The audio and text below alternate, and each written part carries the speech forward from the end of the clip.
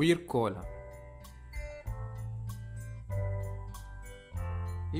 அலகினை கற்பதன் மூலம் அங்கிகளை வகைப்படுத்துவதன் அவசியம் பற்றியும், அங்கிகளை பாகுபடுத்துவதன் முக்கியத்துவங்கள் பற்றியும், பாகுபாட்டின் வரலாற்று பின்னணியையும், அங்கிகளை பாகுபடுத்தும் முறைமைகளையும், செயற்கை இயற்கை பாகுபாட்டு முறைகளுக்கிடையே உள்ள வேறுபாடுகளையும் நீங்கள் அறிந்து கொள்வீர்கள். அங்கிகளின் பாகுபாடு. உயிர் பல்வகமை மிகவும் பாரியதொன்றாகும். பாகுபாடு என்பது இயற்கையான ஒரு நியதி அல்ல, மனிதனால் ஏற்படுத்தப்பட்டதொன்றாகும். ஆயினும் அங்கிகளை பற்றி சுலபமான ஒரு பொதுவான விளக்கத்தினை பெறுவதற்கு பாகுபாடு உதவுகின்றது. தன்னை சூழவுள்ள பொருட்களையும் தனது அனுபவங்களையும் வகைப்படுத்துவது மனிதனின் இயற்கையான இயல்பு ஆகும். புவி 5 பில்லியன் ஆண்டுகளுக்கு முன் தோன்றியதாக கருதப்படுகின்றது. புவியில் அங்கிகள் 3.6 பில்லியன் ஆண்டுகளுக்கு முன்னர் தோற்றம் பெற்றதாக கருதப்படுகின்றது. புவியில் தற்போது 8.7 மில்லியன் அங்கி இனங்கள் வாழ்கின்றன.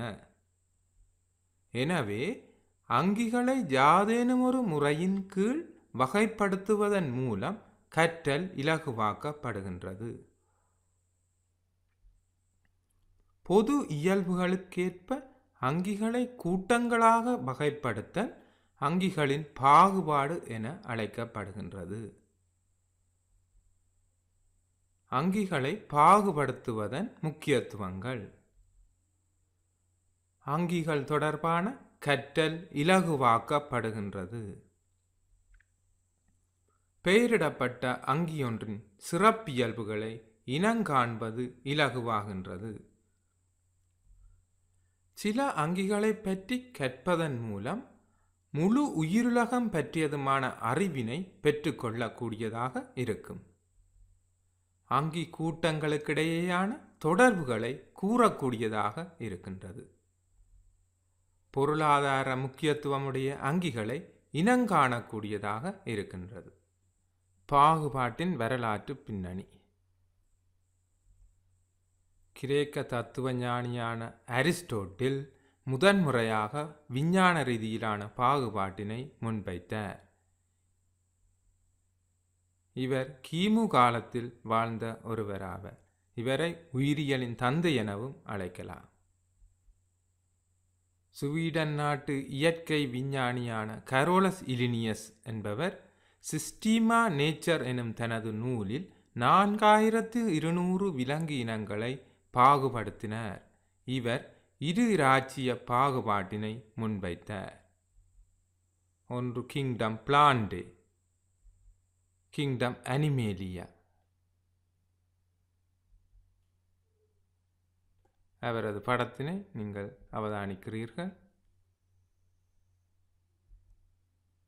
கார்ல் வூஸ் என்பவர் இராச்சியத்துக்கு மேலாக பேரிராச்சியம் என்பதை அறிமுகப்படுத்தினார்.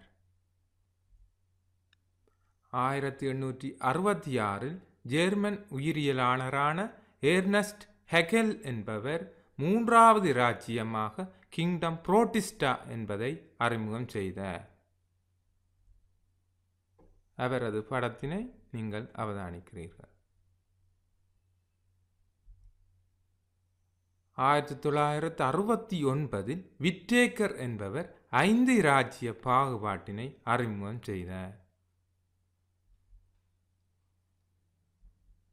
Kingdom Monera, kingdom Protista, kingdom fungi, kingdom Plantae, kingdom Animalia.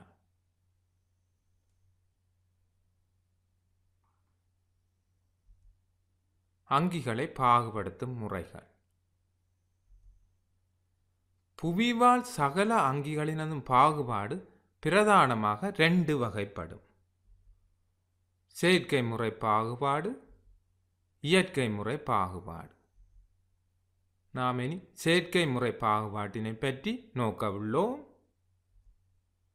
குறித்த சில இயல்புகளின் அடிப்படையில் அங்கிகளை பாகுபடுத்தல் செயற்கை முறை பாகுபாடு ஆகும்.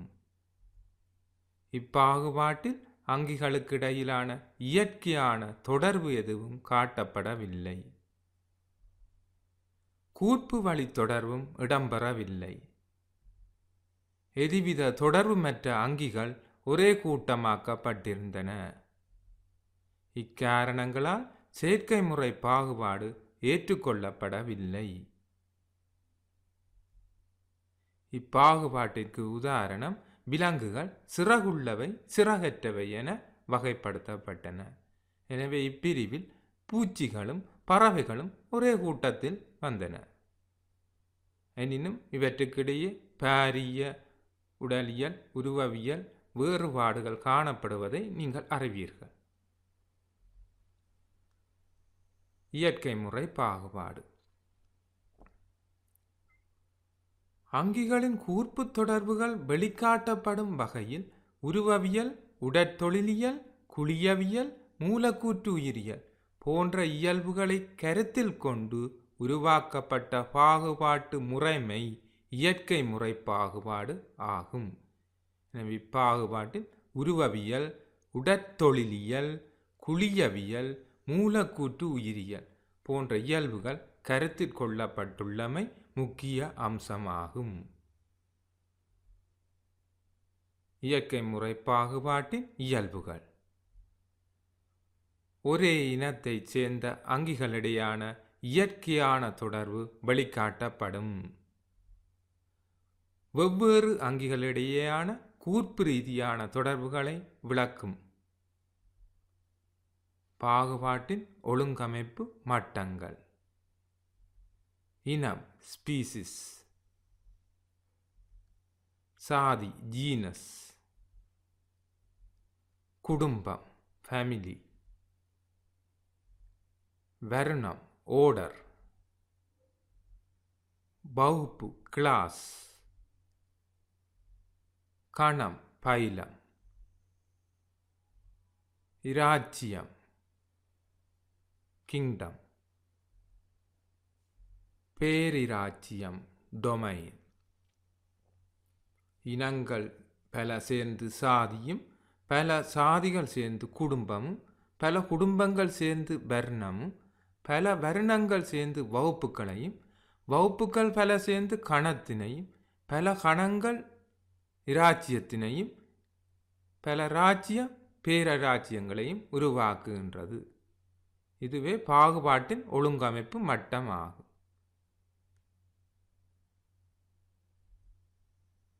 உதாரணமாக நவீன மனிதனின் பாகுபாட்டினை நாம் நோக்குவோம். நவீன மனிதன் ஹோமோசாப்பியன்ஸ் என்னும் இனத்தைச் சேர்ந்தவன். மனிதனின் சாதி பெயர் ஹோமோ, குடும்பம் ஹோமிடே, வர்ணம் பிரைமேட்ஸ்.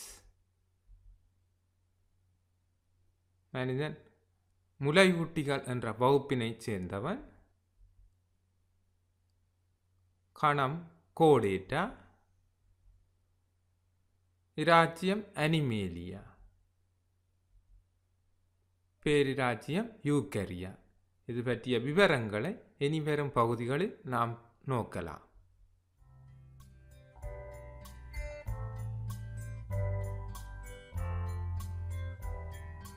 பொழிப்பு. அங்கிகளை பாகுபடுத்துவதனால் கற்றல் இலகுபடுத்தப்படுகின்றது. அங்கிகளை பாகுபடுத்தல் இரண்டு வகைப்படும். ஒன்று செயற்கை முறை பாகுபாடு, இரண்டு இயற்கை முறை பாகுபாடு. விட்டேக்கர் 5 இராச்சிய பாகுபாட்டினை முன்வைத்தார். இயற்கை முறை பாகுபாட்டில் அங்கிகளின் கூர்ப்பு தொடர்பு வெளிப்படுத்தப்படுகின்றது. பாகுபாட்டிற்கான ஆட்சி நிலை மட்டங்களாக இனம், சாதி, குடும்பம், வர்ணம், வகுப்பு, கணம், இராச்சியம், பேரிராச்சியம் ஆகியன முறையே காணப்படுகின்றது.